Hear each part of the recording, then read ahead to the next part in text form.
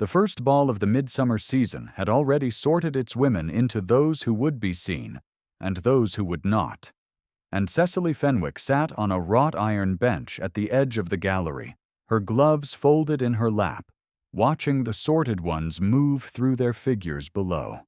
She had been given no dance card. Lady Whitmore had procured cards for her own daughter, for Miss Arabella Graves, for 3 other young women whose families owed Lady Whitmore favors of varying vintages, and she had not procured one for Cecily. The omission was not forgetfulness. It was arithmetic. A card cost nothing. The message it sent by its absence cost Cecily everything. She was 22 years old, the orphan daughter of a baronet whose debts had swallowed his estate and left her dependent on an aunt who found dependence useful only when it was visible. Below her, silk moved against silk, and the chandeliers threw their weight across 200 faces that did not look up. The candles in the gallery were fewer than the candles below, and the light they cast was thin, and the bench was cold through the muslin of her gown. And Cecily's hands were still. She had learned stillness the way other women learned French, by daily practice under correction, and tonight she practiced it against the particular pressure of a room that had decided she was furniture. Then she saw the dance card. It lay on the bench beside her, half tucked beneath the iron scrollwork, its ribbon trailing across the painted slats. Someone had left it, or lost it, or discarded it after the first set. Cecily picked it up. The columns were blank, every line empty. She ran her thumb along the cream paper, feeling the shallow ridges where the printer's type had pressed the headings for each dance, and for a moment her fingers closed around it, the way a hand closes around something it believes it could keep. She held it for 3 seconds. Then she set it down again and placed her hands back in her lap. And her face did not change, and her breathing did not quicken. And the only evidence that anything had happened at all was the faint flush at the base of her throat, that the thin gallery light was not strong enough to show. She did not see the man who watched her do it. Marcus Ashworth, the Duke of Halford, stood at the far column of the gallery with a glass he had not touched, and he had been watching Cecily Fenwick for the better part of 7 minutes. He had watched her sit down. He had watched her fold her gloves with the precision of someone who has been taught that her possessions must always look borrowed rather than owned. He had watched her find the card, hold it, and return it to the bench with the careful discipline of a woman who had trained herself not to want what she could not have. His face did not change. His hand around the glass did not tighten. He set the glass on the ledge beside him and crossed the gallery in 4 strides, and he picked up the dance card from the bench without looking at Cecily and without speaking to her, and he put it inside his coat next to the folded letter he had carried there for 3 years. She looked up. His eyes met hers for a fraction of a second, gray and level and void of any expression she could name. And then he was gone, his shoulders cutting through the crowd at the top of the stairs, and the card was gone with him. If this is the kind of story that finds you on a quiet evening, stay close. Cecily did not understand what had happened. She sat on the bench for another quarter hour, and the music played below, and the dancers turned, and she thought about the card and the man who had taken it, and the look that had passed between them that contained nothing she could read, and everything she could not stop replaying. She did not know his name. She knew his rank by the cut of his coat and the deference the crowd paid to his passing, and she knew he was tall and dark-haired, and that his jaw was set like a man bracing against weather that had not yet arrived. She knew that he had taken a blank dance card from a bench beside a woman no one was looking at, and she did not know why. Lady Whitmore's house on Half Moon Street was not large, and the rooms Cecily occupied were the smallest of the not large rooms, A narrow chamber on the third floor with a window that looked onto the mews, and a bed whose mattress had been turned so many times the ticking showed through at the seam. Cecily had lived there for 11 months. She had arrived the previous July with one trunk, an ivory brooch that had belonged to her mother, and a letter from the solicitor confirming that her father's debts, totaling £4,000, had consumed the house in Dorset, the land, the horses, and every piece of furniture except the pianoforte, which had been her mother's, and which the solicitor had managed to sell separately to cover the cost of Cecily's trunk being transported to London. She had wept once, on the first night, into the ticking of the turned mattress. She had not wept since. The brooch was small, carved ivory set in a thin ring of gold that had gone slightly green at the clasp, and it depicted a wren in profile, its beak open as though caught mid-song. Cecily pinned it inside the collar of her chemise each morning, where no one could see it, and where she could feel it against her skin when she needed to remember that she had once belonged to a house, to a name, to a life that had not required her to be grateful for existing. Lady Whitmore was not cruel in the way cruelty is usually meant. She fed Cecily. She clothed Cecily, though the gowns were her daughter Phoebe's cast-offs, taken in at the bodice and let out at the hem, and they fit the way borrowed things always fit, which is to say, they fit everywhere except the places that mattered. She brought Cecily to dinners and to morning calls and to the opera, always seated one row behind Phoebe, always introduced with the same practiced phrase. "My niece, Miss Fenwick." We took her in after her father's difficulties. She is very grateful. The gratitude was the price. Cecily paid it in small denominations throughout the day, fetching shawls, copying letters in a hand that was steadier and finer than Lady Whitmore's own, sitting with Phoebe's elderly spaniel when Phoebe was occupied elsewhere, standing whenever a room was short of chairs so that Lady Whitmore's actual guests could sit. She paid it in silence when Lady Whitmore corrected her posture, her handwriting, her accent, the angle at which she held her teacup, and the speed at which she walked, which Lady Whitmore said was too brisk and too purposeful for a girl in her position. She paid it in the particular stillness she had learned to wear when Lady Whitmore, in the privacy of her own drawing-room, said things that were not quite insults and not quite instructions, and landed somewhere in the soft terrain between. "The charity niece," Lady Whitmore had said to Mrs. Graves only that morning, her voice carrying without effort from the front parlor into the passage where Cecily was not meant to hear it. "One does what one can, Dorothea. The girl has no connections left, no portion, no prospect.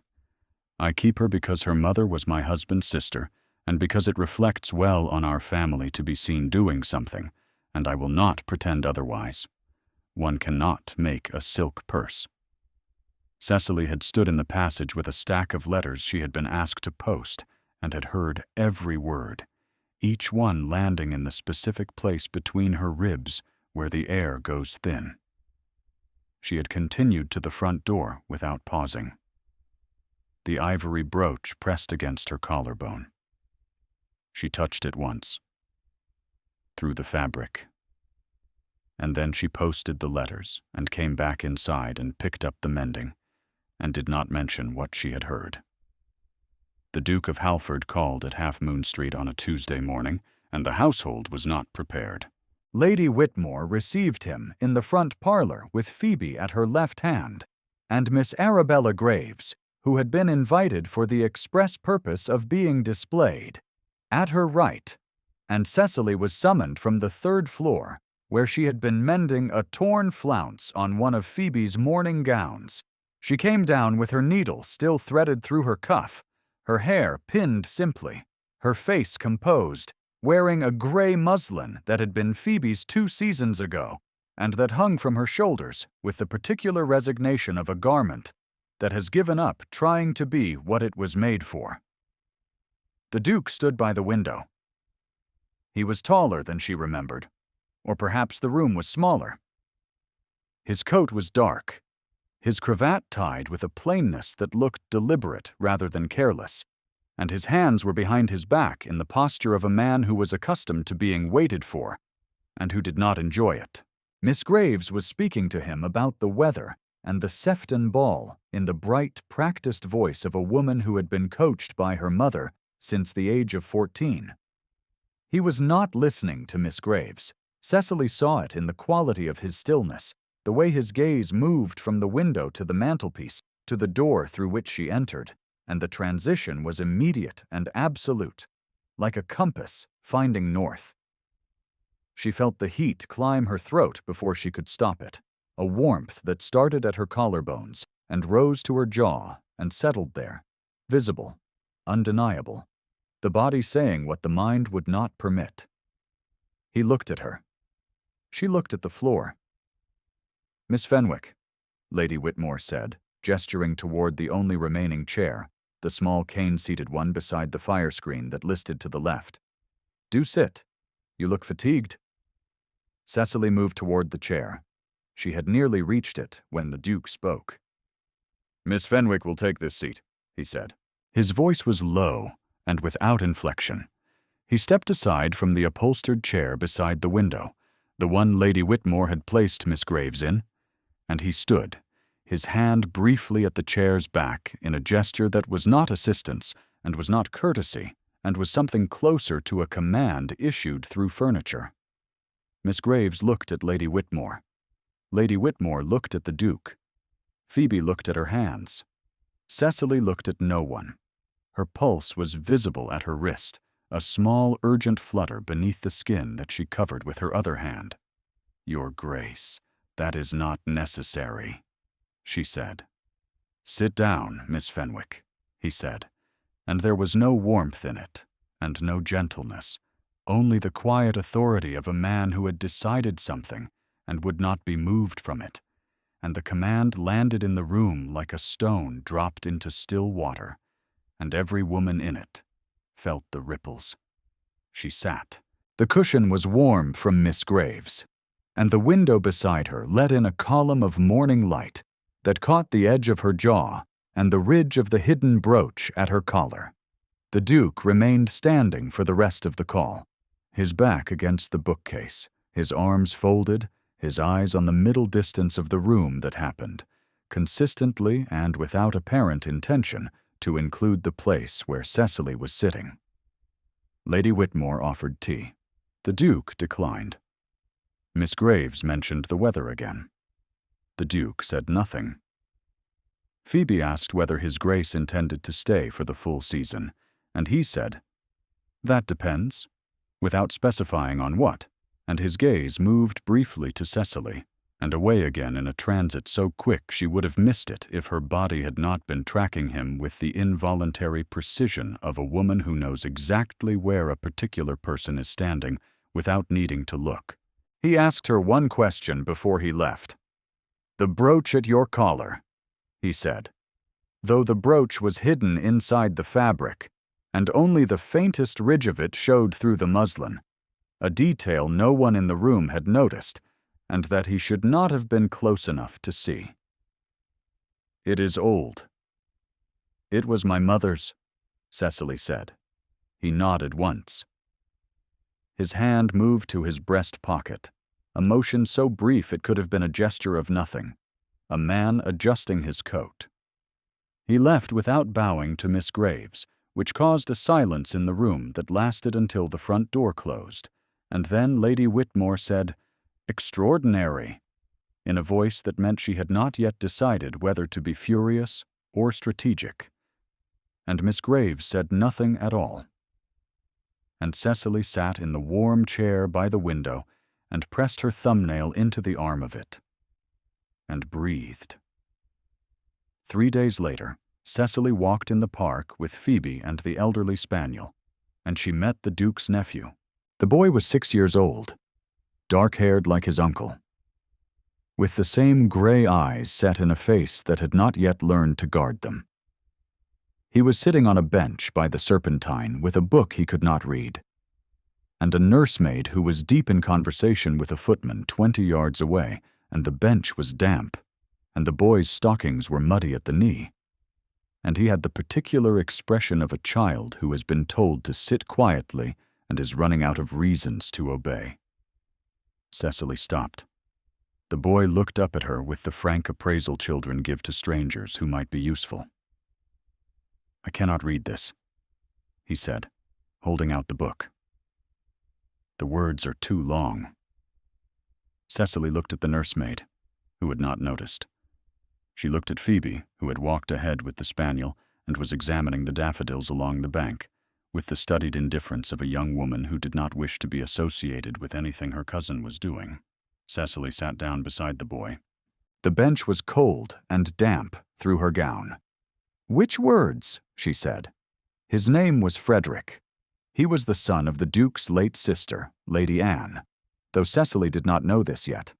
The book was a child's primer of natural history, and the words that were too long were chrysanthemum, hippopotamus, and archipelago. Cecily read them to him one at a time, splitting each into its syllables the way her own mother had done when Cecily was small, and the words in her father's library had been castles she could not enter without someone holding the gate. Frederick repeated them with the grave concentration of a boy who has been told that reading is important without being told why, and his small finger followed the printed letters across the page, and Cecily matched her voice to his pace, and did not hurry him, and did not correct him when he said hippopotamus, because correction could come later, and confidence could not. She was halfway through Archipelago for the third time when she felt the change in the air behind her, the displacement of warmth that meant someone was standing close, and she turned and found the Duke 3 paces away, watching her. His face was still. His hands were at his sides. His coat was damp at the shoulder from the mist that had been gathering since noon, and he had been standing there long enough for the damp to darken the wool, which meant he had been standing there for several minutes, which meant he had heard her voice saying the syllables of Archipelago to a boy whose mother was dead and whose uncle had not been able to save her. Something moved behind his eyes that she could not name, and that he controlled before it reached his mouth. "Miss Fenwick," he said. "Frederick," he said. "Uncle," the boy said, not looking up from the book. "She knows all the long words." The Duke did not smile. The effort of not smiling was visible in the set of his jaw, a tension at the hinge that spoke of a face that wanted to do something it had not done in a very long time, and Cecily saw it, and her breath caught in her chest like a bird striking glass. He sat down on the opposite end of the bench. He did not speak. Frederick turned another page. Cecily continued reading, and the Duke listened to her voice saying hippopotamus, and chrysanthemum, and archipelago in the April sunshine, and she was aware of him the way she was aware of the weather, as a condition of the air she was breathing, constant and inescapable and impossible to address directly. His hand lay on his knee. Her hand lay on the page. The distance between them was the width of a 6-year-old boy and a book of natural history, and it was also the width of everything neither of them had said. That evening, at a dinner given by Lady Grafton, Miss Graves leaned toward Mrs. Hathaway at the center of the table and said, in a voice pitched to carry past the épergne and the candelabra and the 3 courses of fish, "The charity niece was reading to the Duke's nephew in the park this afternoon, like a governess on a half-day. I suppose she must audition for the position somewhere, since Lady Whitmore cannot keep her forever." The table laughed.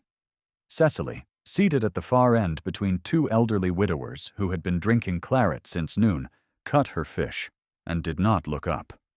Her knife was steady. Her face was composed. The Duke, who was seated 4 places from Miss Graves, set down his fork. He did not speak. He did not need to. His silence had a weight the table felt, a quality of attention directed at Miss Graves that was not anger and was not contempt, and was something more dangerous than either, which was precise, unblinking notice. The laughter stopped. Miss Graves reached for her wine with a hand that trembled at the stem. The claret caught the candlelight and moved inside the glass, and the table returned to its conversation, and no one mentioned Cecily again, and the Duke picked up his fork and ate without tasting, and did not look at Cecily for the remainder of the evening, because looking at her, in this room, in this company, would have been a declaration he was not yet ready to make. The story of the Duke of Halford's sister was not spoken of in his household, and it was not spoken of in society, except in the occasional whisper that followed him through ballrooms like a draught through a poorly sealed door.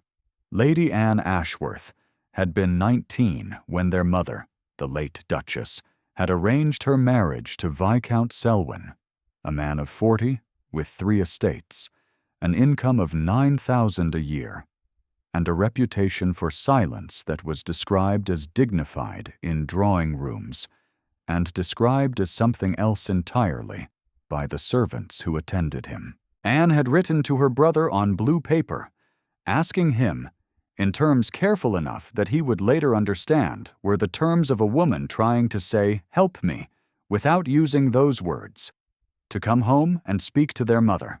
Marcus had been at sea, serving on a frigate in the Mediterranean, and the letter had reached him 5 weeks after the wedding. He had come home as fast as the Navy would allow. He had found Anne at Selwyn's country house, thinner than he remembered, quieter than he remembered, her hands busy with needlework she never finished, and her conversation full of small, bright nothings that landed in the room like sparrows against glass. She had assured him she was well. She had assured him Selwyn was kind. She had smiled at him with the particular smile of a woman who has learned to perform contentment so thoroughly that she has almost convinced herself. And the performance was good enough that Marcus, who was 25, and who loved his sister, and who wanted her to be well more than he wanted to know the truth, had believed it. He had left Hampshire. He had returned to sea.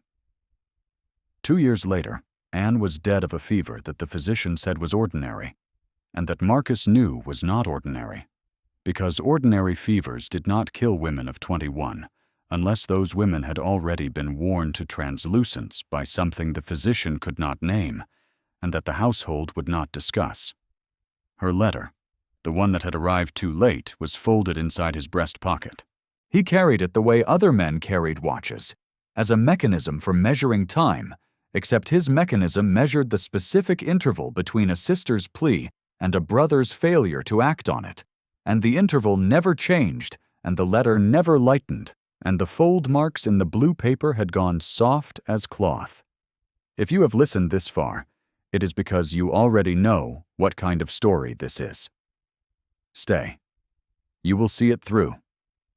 He had become the Duke at 27, after his father's death, and he had come to London each season since, and he had attended the balls and the dinners and the operas with the same stone-carved courtesy that society mistook for breeding. And that was, in truth, the discipline of a man who did not trust himself to feel. Because the last time he had trusted his feeling had told him his sister was fine, and his sister had died. He had watched the season sort its women. He had watched the mothers arrange their daughters like figures on a board, whose rules everyone understood, and no one questioned. He had watched the hierarchy operate with the same grinding efficiency that had consumed Anne, and he had not intervened, because intervention required proximity, and proximity required feeling, and feeling was the mechanism that had failed him once and could not be permitted to fail again. Then he had seen Cecily Fenwick pick up a blank dance card, hold it for 3 seconds, with a longing so controlled it was visible only in the way her fingers tightened on the paper, and set it back down on a bench. And the mechanism had started again. and he had not been able to stop it. And he had not wanted to. The last week of May brought the Marchioness of Selborne's annual evening. And it brought Mr. Edmund Pelham. Pelham was Cecily's second cousin on her father's side, a man of 35 with receding hair, a practice of standing too close, and the particular confidence of a person who has spent his entire adult life being told his entitlements are virtues. He had a solicitor's claim on a small parcel of land that had been part of Sir William Fenwick's estate before the debts consumed it, and the claim was complex enough that it could not be resolved without Cecily's signature, and it was this signature that had brought him to London. And it was this signature that Lady Whitmore decided to use. The arrangement had been settled between Lady Whitmore and Pelham over 2 days of correspondence that Cecily had not seen, with a solicitor whose name Cecily did not know. Cecily knew none of this when she came down to the drawing-room on the evening of the Marchioness's reception and found Lady Whitmore, Pelham, and the unfamiliar solicitor standing by the hearth in the particular formation of people who have agreed on something and are waiting for the remaining party to confirm. Lady Whitmore turned to her with the bright, settled expression of a woman who has arranged something and is waiting for the arrangement to be admired. "Cecily, you know your cousin, Mr. Pelham. He has asked for your hand, and I have accepted on your behalf. The settlement is generous, and the connection is suitable, and you will be married by Michaelmas." The room tilted. The fire shifted in the grate, and a log settled with a sound like a bone cracking, and Cecily stood in the doorway in her gray muslin, with her hands at her sides, and felt the floor move beneath her. She looked at Pelham.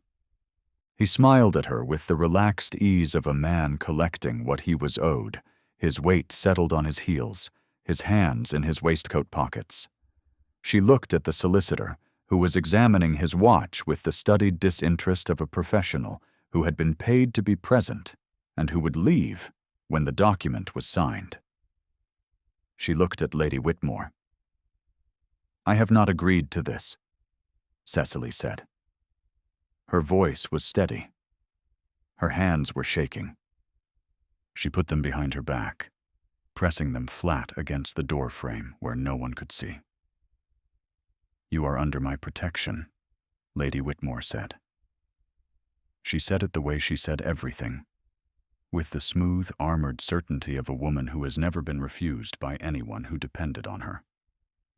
"You have no portion, no connection, and no alternative.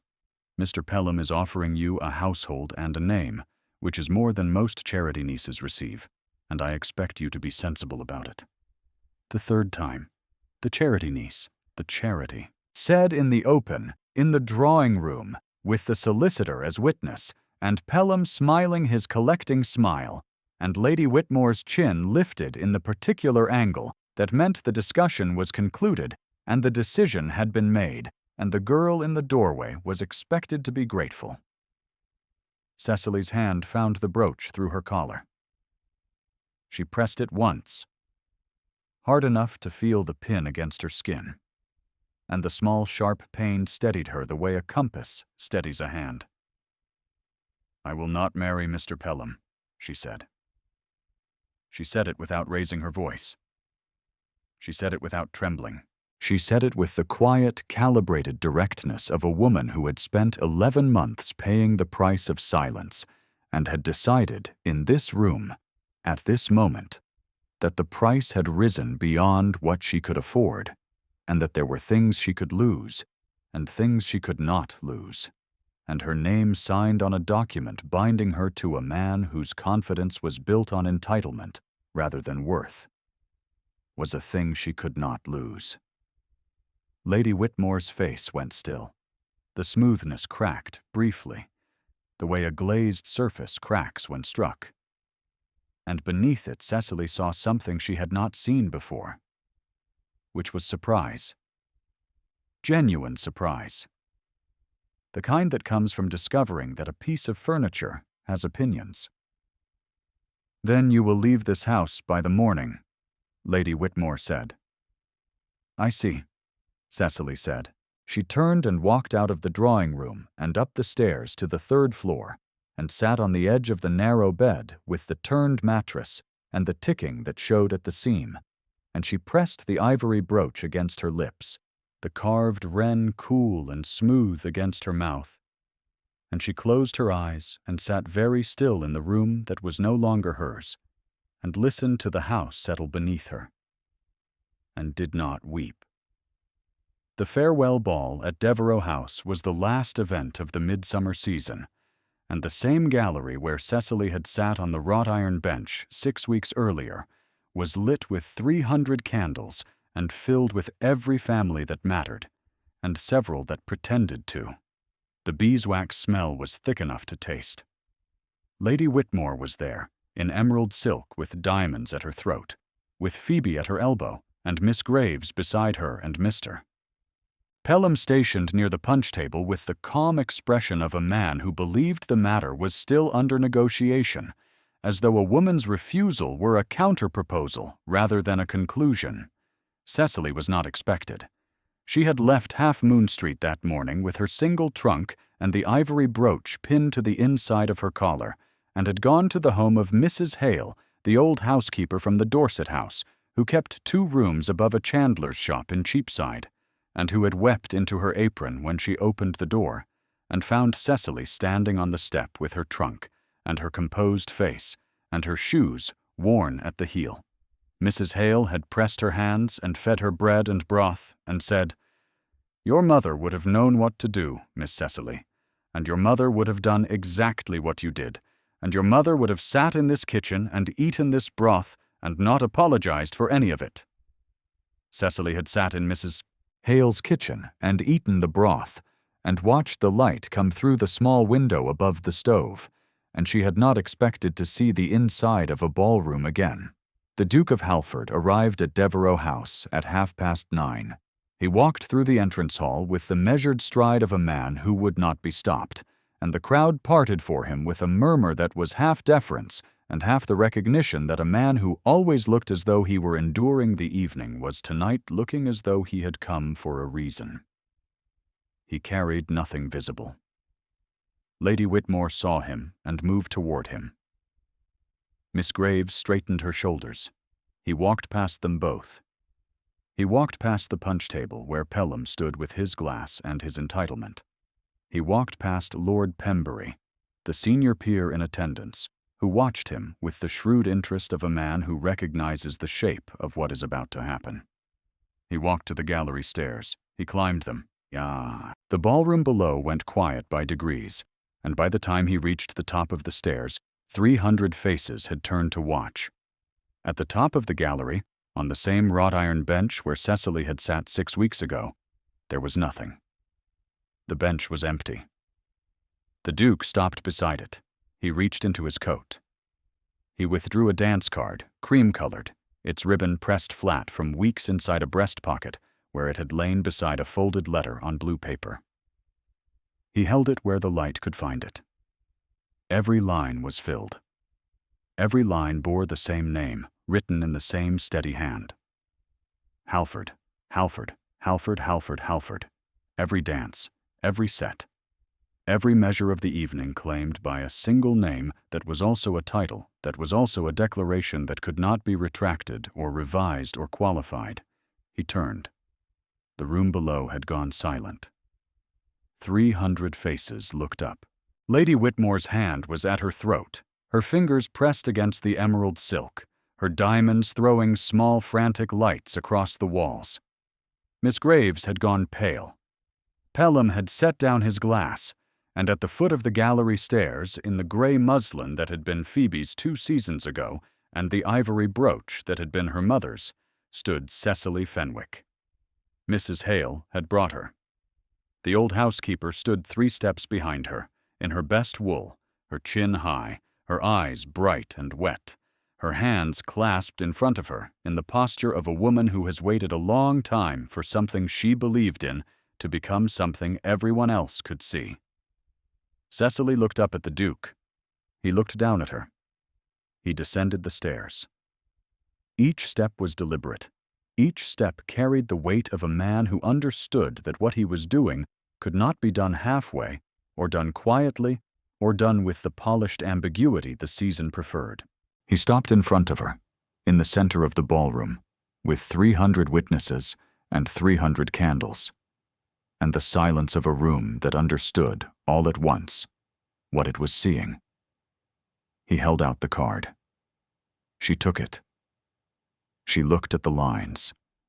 She saw his name, repeated in every space, written in ink that had dried weeks ago, on a card she had held for 3 seconds, and set down on a bench, because she had taught herself not to want what she could not have. And her hand shook, and she pressed her lips together, and she did not speak, because speaking would have broken something inside her chest that was holding the shape of this moment together. "Miss Fenwick is my intended," the Duke said. 6 words. His voice carried to every corner of the room without rising. He did not look at Lady Whitmore. He did not look at Miss Graves. He did not look at Pelham. He looked at Cecily, and his face, the face that had been carved from stone for 3 years, broke open the way ice breaks on a river, when the current beneath it has been running all along. And the break was not dramatic. It was quiet, a softening around the eyes, and a breath released through parted lips, and a hand that lifted to her cheek and stopped just short of touching it, trembling, held there in the space between intention and contact. Lord Pembury stepped forward. His cane tapped once against the marble floor, and the sound was precise and deliberate. "Your Grace," he said, and his voice held the weight of a man who understood that what had just happened was procedural as well as personal, a line drawn in the record that could not be undrawn. "The announcement will be recorded. I shall see to it myself." Lady Whitmore opened her mouth. She closed it. She opened it again. "This is," she said, and stopped, and looked at the room. And the room looked back at her. And in every face she saw the recalibration, the quiet reassessment that occurs when a crowd discovers it has been wrong about someone and right about someone else. And she understood, in the particular silence that followed, that the charity niece had never been what she had said the charity niece was, and that the room knew it now, and that the knowing could not be undone. Her hand dropped from her throat. Her diamonds caught the light one more time, and then went still. She did not speak again. She took Phoebe's arm and stepped back, and the crowd opened for her the way crowds open for people who are leaving, which is to say, without resistance and without regret. Miss Graves turned away. Pelham took his glass from the table and drank it and set it down again and walked toward the door, and no one moved to stop him, and no one moved to follow. Mrs.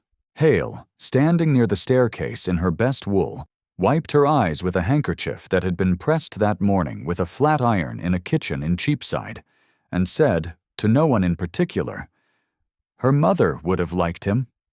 The orchestra began to play.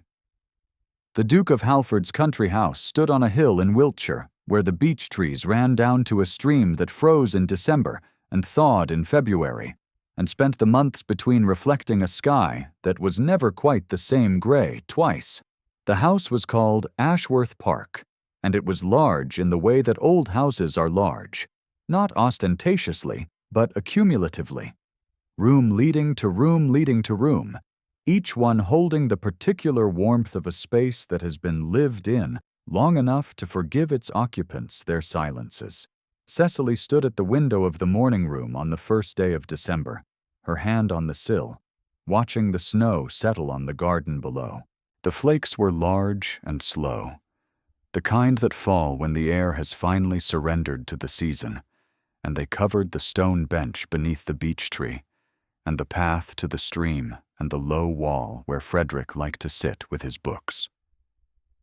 The fire behind her was burning low, the kind of fire that has been tended by someone who knows exactly how much warmth is needed and does not waste a log.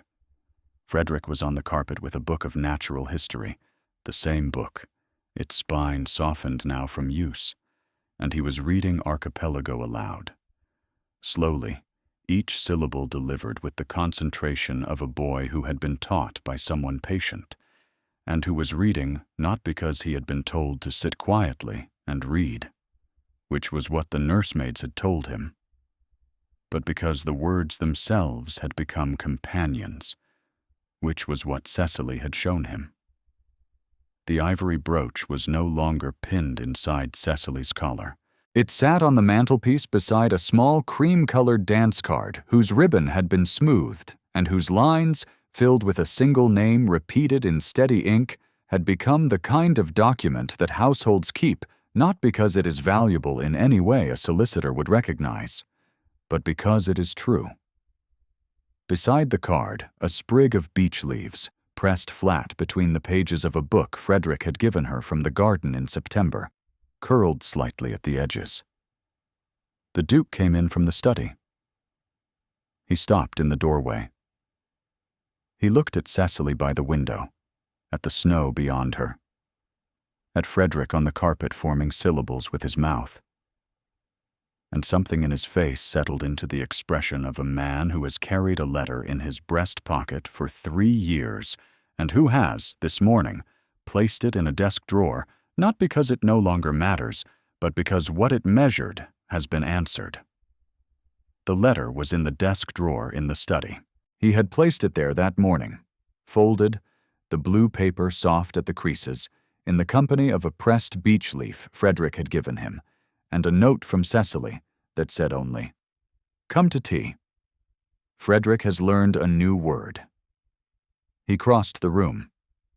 He stood beside her at the window. His hand found hers on the sill, and she let it.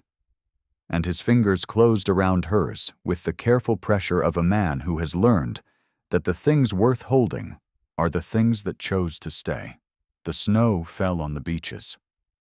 Frederick said hippopotamus, and then he said it again, louder. And the word filled the morning room the way warmth fills a house that has been cold for a long time, and is no longer cold, and does not remember exactly when the change happened, only that it did. Cecily leaned her shoulder against the Duke's arm. She did not speak. She did not need to. The brooch on the mantelpiece caught the firelight, the carved wren mid-song. The dance card beside it held its name on every line. The snow kept falling. The house on the hill in Wiltshire was, for the first time in longer than anyone in it could remember, full. Thank you for staying until the end.